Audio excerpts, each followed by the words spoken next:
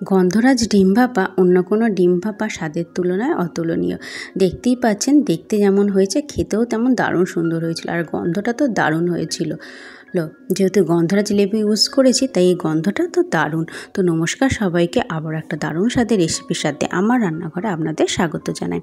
তো আমি ডিম ভাপা বানাবো, গন্ধরাজ ডিম ভাপা। তার জন্য আমি প্রয়োজনীয় মতো ডিমকে সেদ্ধ করে নিয়েছি, নিয়ে এবার খোলা সময় থেকে ছাড়িয়ে নেব।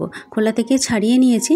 এবার এই গন্ধরাজ একটা লেবু নিয়েছি, এই গন্ধরাজ লেবুর খোসাটা একটু এই ডিমের সাথে মাখিয়ে রাখবো, তা ডিমের আঁশটার গন্ধটাও চলে যাবে আর একটা সুন্দর গন্ধ এর ডিমের মধ্যে থাকবে। সবুজ অংশটাই দিচ্ছি খুব কম পরিমাণে, একটু দেখে দিতে হবে সাদা অংশটা যাতে কোনোভাবেই না যায়। এটা মাখিয়ে আধ ঘন্টার মতো রেখে দেবো। তো একটা পেস্ট তৈরি করব, তার জন্য নিয়েছি মিক্সি, তার মধ্যে দিয়ে দেবো 1 চামচের মতো ছোটো চামচের পোস্ত আর কয়েকটা কাজু বাদাম। পোস্তটা দিচ্ছি এতে ব্যাটারটা মানে যে মিক্সটা তৈরি হবে সেটা একটু ঘন হওয়ার জন্য, কারণ পোস্তটা কম পরিমাণে দিচ্ছি, নাহলে গন্ধরাজ লেবু স্মেলটা চলে যাবে। এবার শুকনো অবস্থায় এটাকে গুঁড়ো করে নিলাম, পোস্তটা একটু নাহলে দানা দানা থাকে। এরপর এতে দিয়ে দেবো 1 কাপের মতো টক দই। তারপর দেবো ঝালের জন্য কাঁচা লঙ্কা। ঝালটা আপনাদের আন্দাজ মতো দেবেন, আমি আমার আন্দাজ মতো দিলাম। দিয়ে দেবো অল্প পরিমাণে নুন, আর যেটুকু নুন দিলাম সেই পরিমাণে একটু চিনি দেবো, যেহেতু স্বাদটা ব্যালেন্স করার জন্য। এটা অপশনাল, দিতেও পারেন নাও দিতে পারেন। এবার একটা পেস্ট বানিয়ে নেব। ভালো মতো একটা পেস্ট তৈরি হয়ে গেছে, অল্প পরিমাণে জল দিয়ে পেস্ট বানিয়ে নিয়েছি। এবার যে ডিমগুলো নিয়েছিলাম সেই ডিমগুলোকে একটু কেটে নেব, যাতে মশলাগুলো ডিমের মধ্যে ভালো মতো ঢুকে যায় ভাপবার সময়। তো ডিমগুলোকে কেটে নিচ্ছি। একটা লাইক দিয়ে ভিডিওটা শেষ পর্যন্ত দেখার জন্য আপনাদের কাছে অনুরোধ রইল। ভিডিও যদি ভালো লেগে থাকে লাইক, শেয়ার, কমেন্ট অবশ্যই করবেন। চ্যানেলটা সাবস্ক্রাইব করে পাশে থাকবেন। পাশে থাকা বেল আইকনটা অবশ্যই প্রেস করবেন। আমি যখনই কোনো নতুন ভিডিও আপলোড করব আপনাদের কাছে নোটিফিকেশান চলে যায়। তো সমস্ত ডিমগুলোকে ভাপানো হয়ে গেছে। এবার একটা টিফিন বক্স নিয়েছি, এর মধ্যে দিয়ে দিচ্ছি।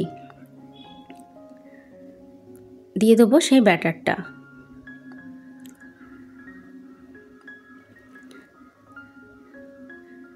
তারপরে দেবো আমি এখানে সেই গন্ধরাজ লেবু, যেটা আমি ডিমের মধ্যে অর্ধেকটা মাখিয়ে রেখেছিলাম, বাকি অংশটা এই ডিমের মধ্যে দিয়ে দেবো। খুব কম পরিমাণেই দিচ্ছি, বেশি পরিমাণে দিচ্ছি। আর সবুজ অংশটাই কিন্তু দিচ্ছি আমি, একটু সাবধানে দিতে হবে। তাই দেখে দেখে আমি সবুজ অংশটাকে একটু ঘষে ঘষে দিয়ে দিচ্ছি। এতে আর অন্য কিছু তেল ইউজ করব না, তার এই লেবুর গন্ধটাই চলে যাবে। তাই গন্ধরাজ লেবুর এটাই মেন, মানে খোসাটা দিচ্ছি এটাই মেন, এটাই গন্ধটাকে অনেকক্ষণ রেখে দেবে এই ডিমের মধ্যে।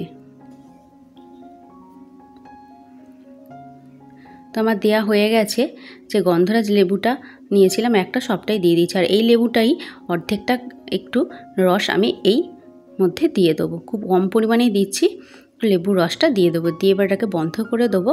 এটাকে এবার সেদ্ধ হওয়ার জন্য পরিমাণ মতো জল দিয়ে কড়াইতে বসিয়ে দেবো।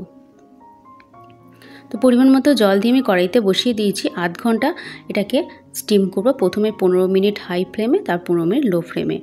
তো আধ ঘন্টা পর এটা একটু যখন ঠান্ডা হয়ে গেছে, তো আরও কিছুক্ষণ রেখে দেবো। একদম যখন ঠান্ডা হবে এটাকে বার করব। একদম যখন ঠান্ডা হয়ে গেছে আমি টিফিন বক্সটা খুলছি, দেখুন কত সুন্দর হয়েছে।